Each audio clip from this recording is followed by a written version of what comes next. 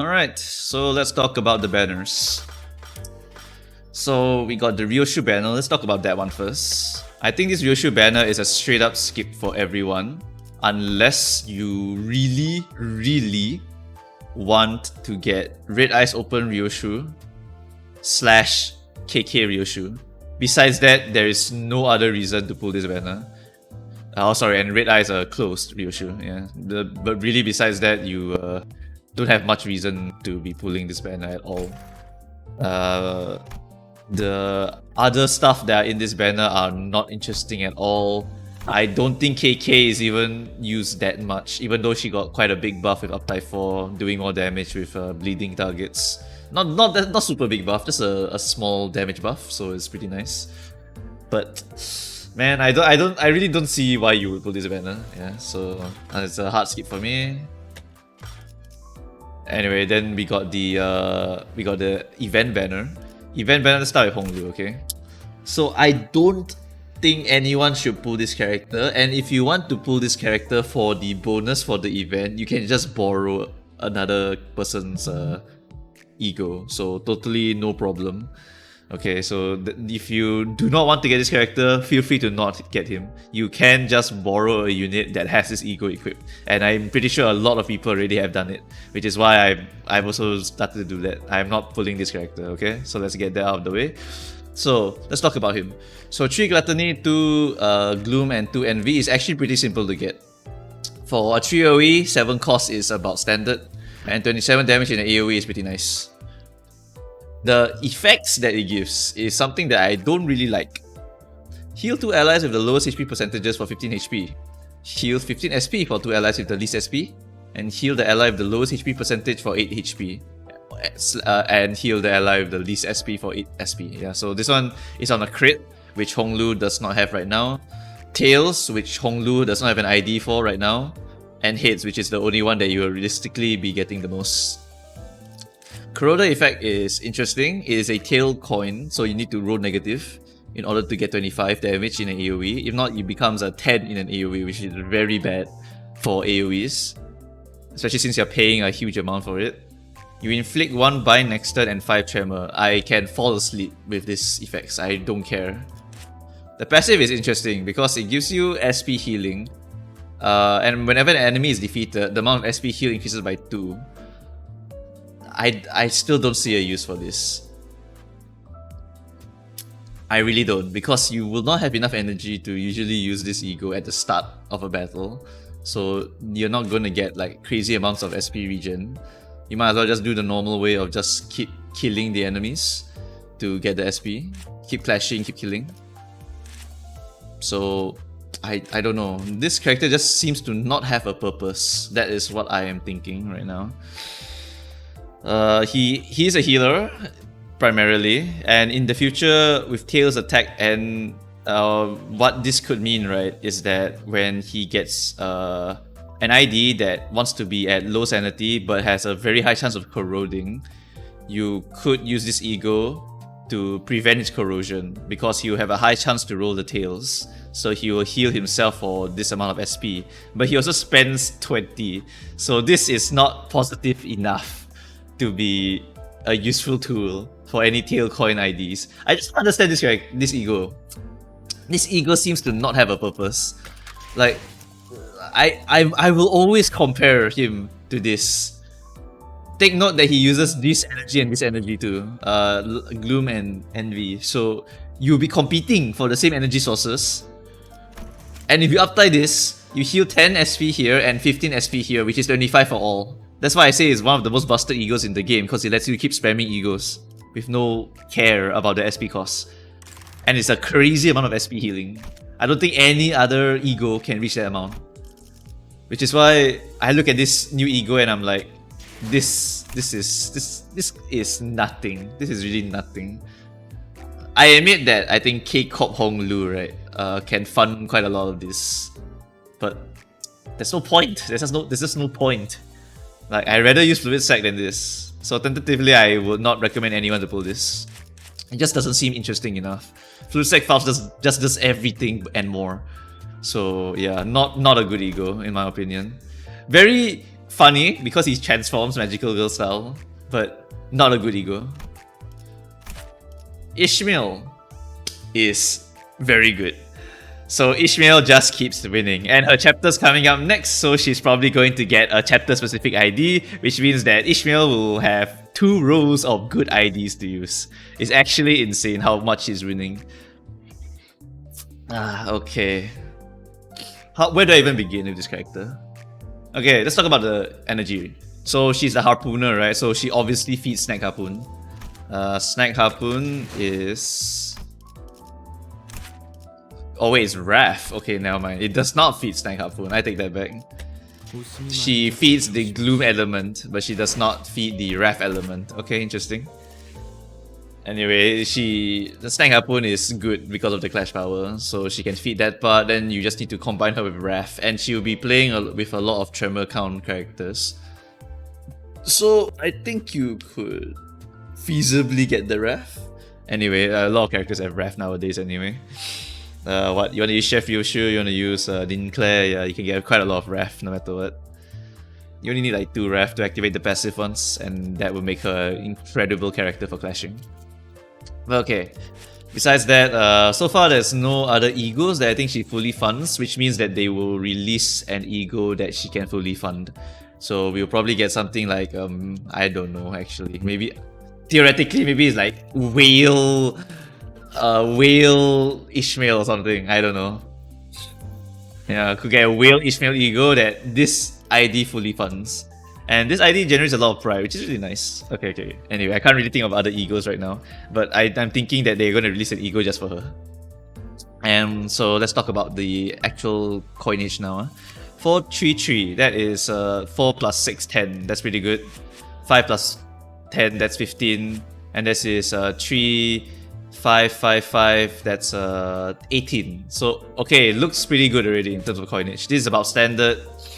This is pretty nice, and this is these two are pretty good basically, but they have coin power on them. So what are the triggers for the coin power? Are they feasible to get? At 5 plus tremor count, coin power plus 1. So actually her skill 1 gives her 3, 3. So skill 1 to skill 2 will give you the coin power, so it's quite feasible to get after turn 1. How about skill 3? For every 5 tremor count. So because she has 3 coins here, this is a lot of coin power. So if you can somehow get 10, 10 requires you to use this skill twice, which means on turn 3 this is possible. So this will become plus 7, so 7, 14, 21, 24. 24 in total. So really good. Really good move.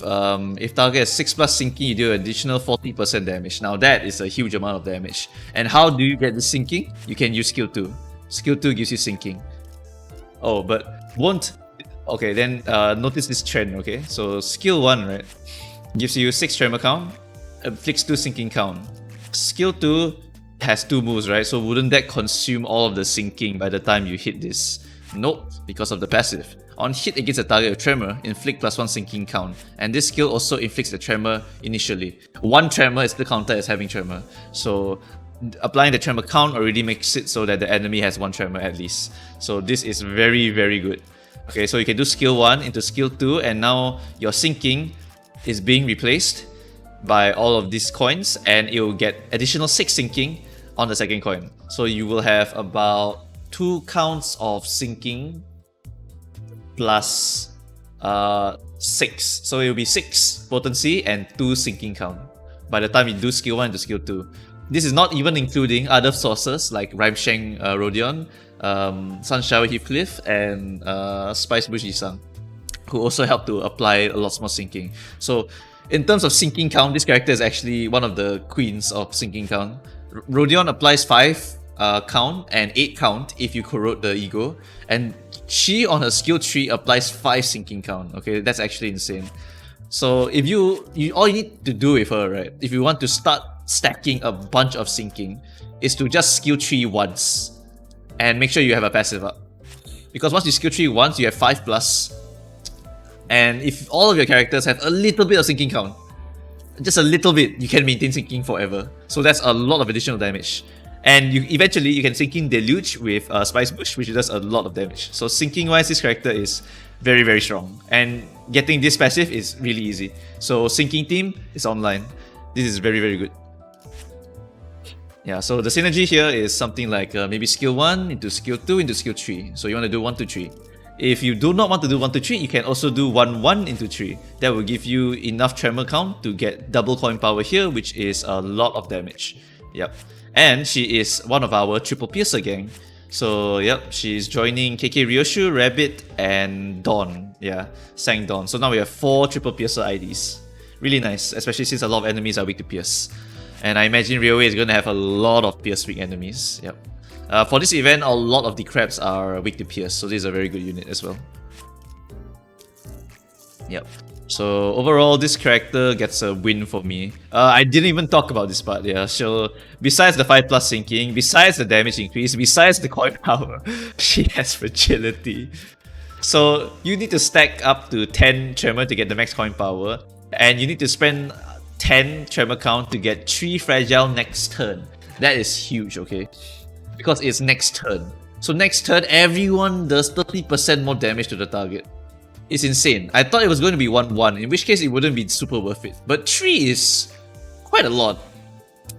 Especially if you bring Rabbit, right? And you save it for the turn 4. So you could theoretically, right, get 4 + 3, 7 fragiles on turn 4. And if you want to be even more insane, you can bring... sorry, no, you can't, never mind. So LCCB Ishmael finally has some sort of replacement, okay? It's not like the ideal replacement, because this does 5 fragility, but 3 is a pretty decent amount, okay? And this character is relatively fast, 3 to 6, compared to 2 to 6. So the range is not as bullshit as you have to be. 3 to 6 is still pretty nice. It's still pretty hard to get the thing, so yeah. If like the ideal here would be... Okay, no, actually no, it doesn't matter because it's next turn. Right, so speed does not matter. The problem with LCCB Ishmael is that it's this turn. She applies the fragility this turn and her speed varies. So that is not very reliable. Heathcliff is fine because Heathcliff gets body sack. Body sack gives him haste. But in this case, it doesn't matter because you just fragile the turn before you want to do a bunch of burst damage. So overall, it's a very, very good skill. Like, oh my goodness, no, it's not a very good skill. It's a broken skill, okay? It has too much text on it, but that's why it's broken. So I really love this character a lot. For the defense skill, you get an evasion. So if you want to do solo Ishmael or you want to do low team count Ishmael, totally possible. On you to into rupture protection, this is fine. It's not something you want to be doing when your skills have this much coin power. It's actually insane. Yeah. And this passive is just phenomenal. So overall, this Ishmael is just super good. Okay. Oh wait, I'm looking at my own Ishmael. Yeah, no. The uptight Ishmael is uptight Ishmael is actually quite significant because you get additional coin power +1 here. But I don't think it's actually required for a lot of content. Like, the only thing you're getting is 20% damage here, +1 coin power here, and 4 defense level down here. Besides that, nothing else, I'm pretty sure. Like, this unit is perfectly functional at a uptight 3 level already. So yeah, this character is, in my eyes, a must pull because she's limited and because she's very good for Sinking Team. She's probably going to be a core for Sinking Team because of this +5 sinking count here and the fact that her passive just keeps applying sinking count. So she will just keep hitting and it will be net 0 because she just keeps replenishing the sinking count she applies. So she will trigger a lot of sinking. Yeah, really good character. I would highly recommend pulling her. And if you're not going to pull for an event ID, then I really don't know what you're going to be pulling for. Yep. So that is it, I think, for this. So ultimately for the banners, I would say Ryoshu is not that great unless you really want the Red Eyes Open or KK. And Ishmael is practically a must pull or a must spark, depending. Honglu is not. Honglu you can just borrow for the event. I'm not going to pull for Honglu, even though he's limited, because I don't think I will be using that ego at all when Fluid Sac Pulse exists. Yeah. Okay, so that's it for this video. Thank you all for watching, and I will see you next time. Enjoy the event. It's a really good story. And I cannot wait for chapter 5. Okay, that's all. Bye bye.